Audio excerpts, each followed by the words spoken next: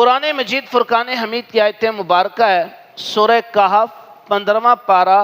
آیت نمبر 23 اور 24 ہے، جس میں فرمایا کہ وَلَا تَقُولَنَّ لِشَيْءٍ إِنِّي فَاعِلٌ ذَلِكَ غَدًا إِلَّا أَن يَشَاءَ اللَّهُ۔ اس آیت مبارکہ میں بیان کیا گیا کہ جب بھی کسی کام کے کرنے کے بارے میں تم نے کہنا ہو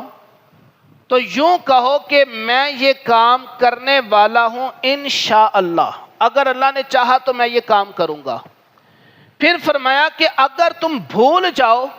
وَاذْكُرْ رَبَّكَ إِذَا نَسِيتَ، جب تم بھول جاؤ تو اپنے رب کو یاد کرو۔ اس آیت مبارکہ کے اندر اسلام کی بنیادی تعلیمات میں سے ایک تعلیم کو بیان کیا گیا ہے، اور وہ یہ ہے کہ جب بھی انسان کسی کام کا ارادہ کرے، کوئی کام کرنا چاہے،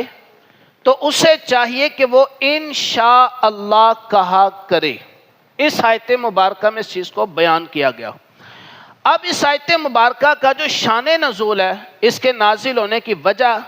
وہ یہ بیان کی گئی کہ نبی اکرم صلی اللہ تعالی علیہ وآلہ وسلم سے اہل مکہ نے سوال کیا کہ روح کیا ہے، اصحاب کہف کون تھے، حضرت ذوالقرنین کون تھے، ان چیزوں کے بارے میں سوال کیا تو آقا دو عالم صلی اللہ علیہ وآلہ وسلم نے ارشاد فرمایا میں کل بتاؤں گا، اور انشاءاللہ کا جو لفظ تھا وہ استعمال نہیں ہوا۔ تو کافی دنوں تک نبی پاک علیہ السلام پر وحی نازل نہیں ہوئی۔ اس کے بعد رب تعالیٰ نے جو وحی نازل فرمائی، فرمایا وَلَا تَقُولَنَّ لِشَيْءٍ إِنِّي فَاعِلٌ ذَلِكَ غَدًا، فرمایا کسی چیز کے بارے میں یہ نہ کہو کہ میں کل بتاؤں گا یا میں کل یہ کام کرنے والا ہوں،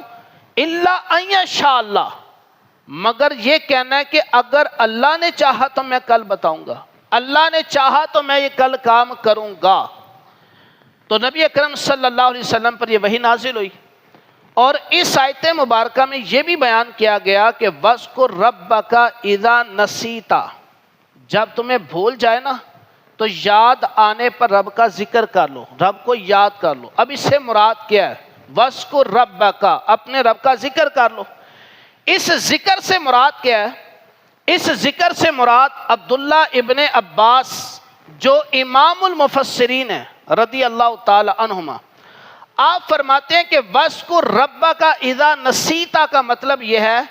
کہ جب تم نے کسی کام کا ارادہ کیا اور کہا کہ میں یہ کل کام کروں گا،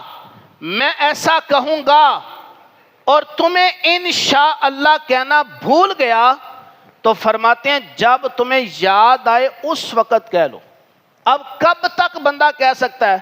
تو عبداللہ ابن عباس رضی اللہ تعالی عنہما فرماتے ہیں کہ اگر تم نے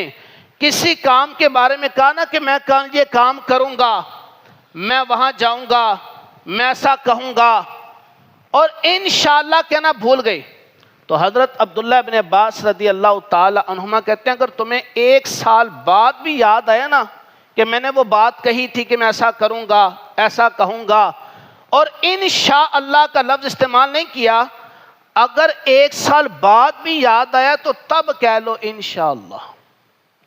اور حضرت انس رضی اللہ تعالی عنہ آپ فرماتے ہیں کہ وَاذْكُرْ رَبَّكَ إِذَا نَسِيتَ، اس کا مطلب یہ ہے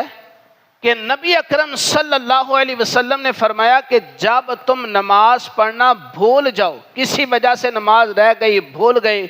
تو فرمایا کہ جب تمہیں یاد آئے اس وقت نماز پڑھ لو۔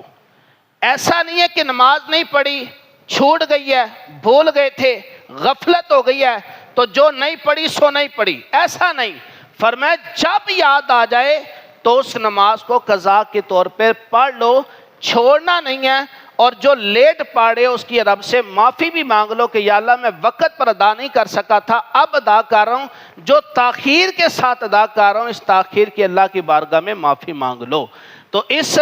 آیت مبارکہ سے پتہ چلا کہ لفظ انشاءاللہ کہنا کتنا ضروری ہے، کتنا اہم ہے، کہ جب بھی کسی کام کا ارادہ ہو، آئندہ کسی کام کا، تو انشاءاللہ ضرور کہنا چاہیے۔ البتہ بعض لوگوں کی عادت ہوتی ہے کہ وہ صرف کسی کو ٹالنے کے لیے، بہانہ بنانے کے لیے کہتے تھے انشاءاللہ، حالانکہ ان کے دل میں ہوتا ہے کہ میں نے نہیں کرنا، میں نے نہیں جانا، پھر بھی سامنے والے کو ٹالنے کے لیے انشاءاللہ کہتے ہیں۔ اگر آپ کے دل میں ارادہ نہیں ہے اور آپ سامنے والے کو صرف ٹالنے کے لیے انشاءاللہ کہتے ہو تو یہ غلط ہے۔ اگر دل میں ارادہ ہے، نیت ہے، تو پھر انشاءاللہ کہیں، اگر ارادہ نہیں ہے، نیت نہیں ہے، تو انشاءاللہ پھر استعمال نہیں کرنا۔